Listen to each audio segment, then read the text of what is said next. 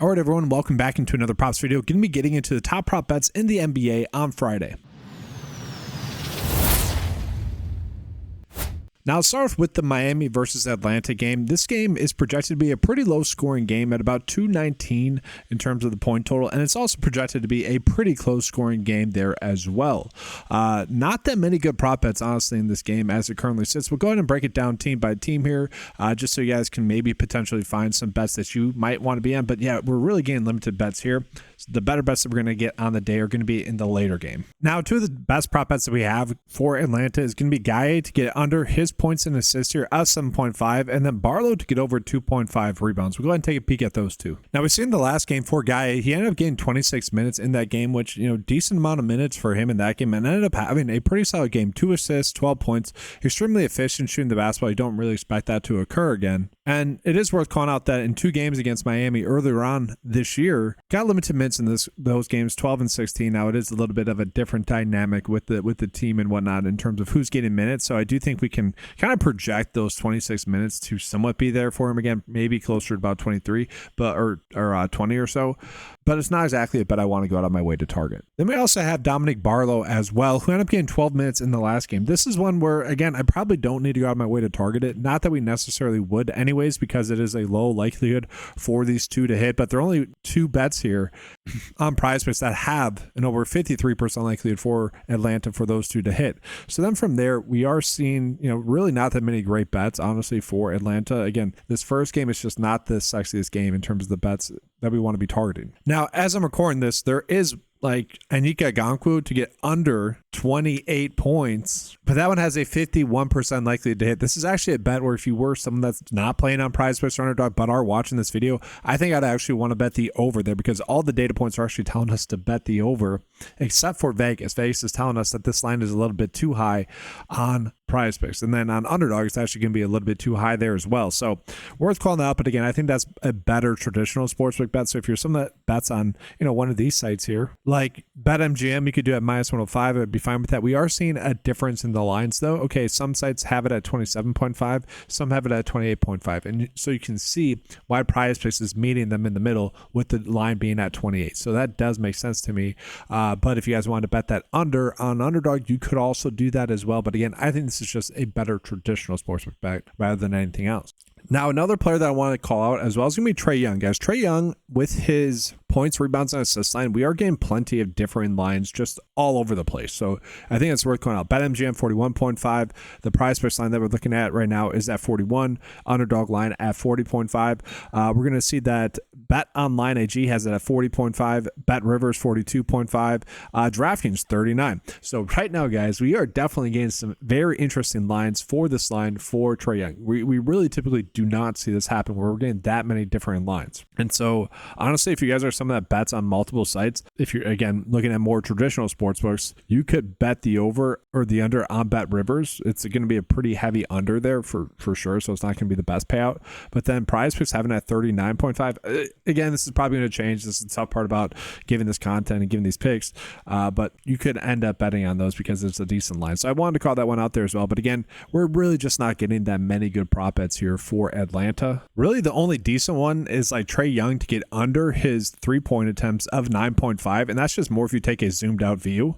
The issue with that is he ended up playing 40 minutes last game in that game. I guess they're not showing the playing game here actually, guys. So against Philly had 13 and against Orlando had 5, and he ended up playing 40 minutes in that game, which is obviously a ton. That's the most amount of minutes that he's gotten in quite some time.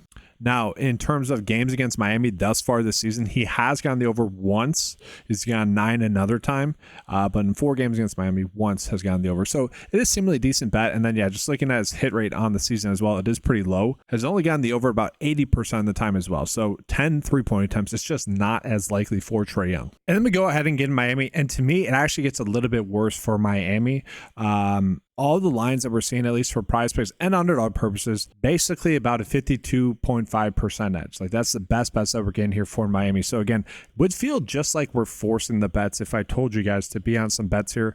And obviously, all I want to do is for you guys to put your best foot forward with the bets that you are making. Now, to me, an interesting bet would be Highsmith to get over his points, rebounds, and assists here of 7.5. But in that game against Orlando, against Chicago, only 18 minutes in that game and had 7 in that game. So don't exactly like that aspect of it, but it is worth calling out. Like, his season-long hit rate has been pretty darn good at this line, getting about an over of 68% on the season and 75% over the past 20 games, past 10, 90% as well. But again, given the shift in it being the playoffs now, I don't really consider the playing game to be part of the playoffs, but you guys get what I'm saying. The adjustment in minutes and whatnot, like, yeah, that does worry me a decent amount with him. So not exactly a bet that we need to go crazy with, but worth calling out. That's worth calling out. Like, Tyler Hero does draw a good matchup, obviously coming in off of a good game. I'm not too worried about the Atlanta defense. Obviously, DVP rank, that does rank out pretty darn well for him as well. Davion Mitchell was one of the better over fantasy score bets in the last game for Miami. And now he is someone that also draws a good matchup. He is someone that did get a decent amount of run in that playoff game as well against Chicago. Was wondering if that would continue. It did, and we see the hit rate for him, at least I have points and assists pulled up right now.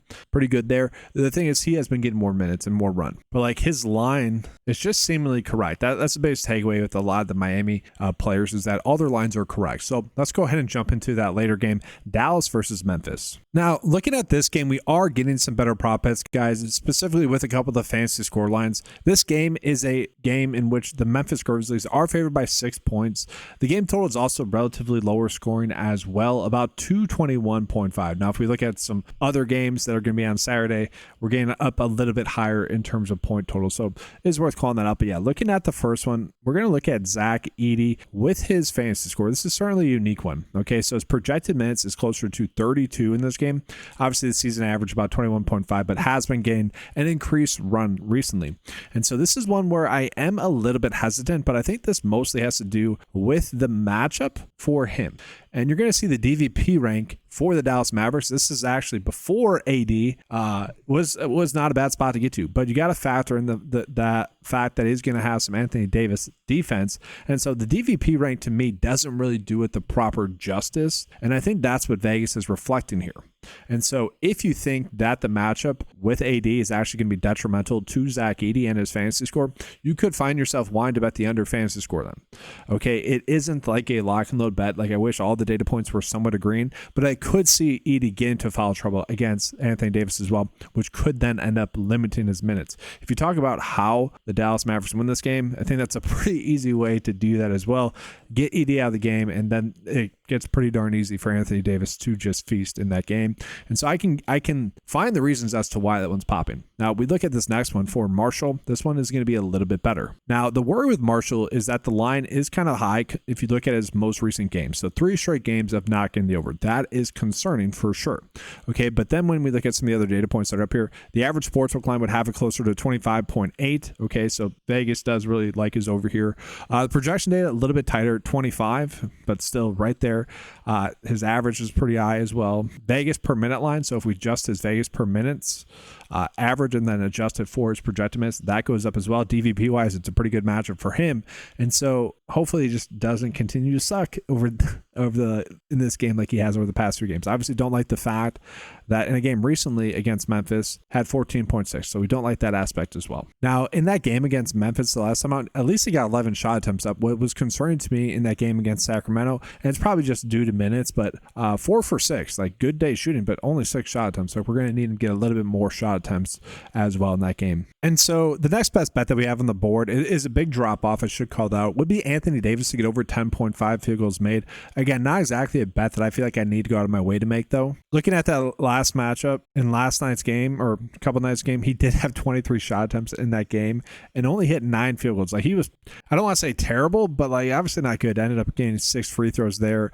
Defensively came up with some big blocks, rebounds. Like, he played well, don't get me wrong, but 23 shot attempts and you only make 9, again, got to the foul line. It makes sense. But the fact that he had 23 shot attempts, I could get closer to wanting to bet that over then for Anthony Davis. And I think that could go hand in hand actually with Zach Edey getting his under fantasy score. So I actually don't mind the idea of stacking those ones together. One of the next okay bets that we have is going to be Santi Aldama to get over 1.5 3-pointers made. Played a decent amount of minutes in that game coming in off the bench. I was kind of interested to see what the bench minutes would look like for Memphis. He ended up still getting his run, so we do like that aspect of it.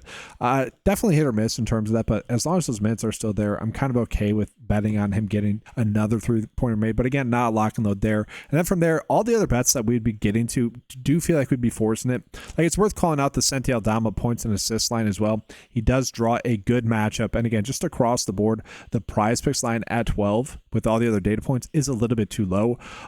Got 12 the last 2 games, and he's been pretty darn consistent actually in this department as well. So the fact that Vegas is giving us a slight advantage here, we can get there. So I'm fine with that one. From there, though, it really doesn't feel like we need to get to any more prop bets. So we're going to go ahead and get to the bet of the day. It's simple, guys. The bet of the day in simple is going to be Edie for under his fantasy score, Najee Marshall to get over his fantasy score. Don't even need to pull off the graphic like I typically would for you guys. It's a 2-slip bet. Probably will be chasing a lot more MLB prop bets. They'll be popping up tomorrow to pair with some NBA bets, but those are the 2 best bets that we currently have for the day on PrizePicks. Then for what's worth, just pulling up the Underdog board. Yeah, it's a very tight board on Underdog, so really not worthwhile there, but I did want to show you guys that all the best prop bets that we have just in general, and we are getting better prop bets for the Saturday games. I will be doing a video for that as well, so be on the lookout for that. That's going to do it for this video. Make sure to give a like and subscribe to the channel. That does help out a bunch. Appreciate you guys being here. If you guys want access to the NBA cheat sheet that you saw in this video, plus much more tools, head on over to 9to5sports.com. Get access to all the tools available on the website for $10 a month. Best value out there, guys. Take advantage of that. Thanks for watching. Good luck. And as always, let's keep cashing.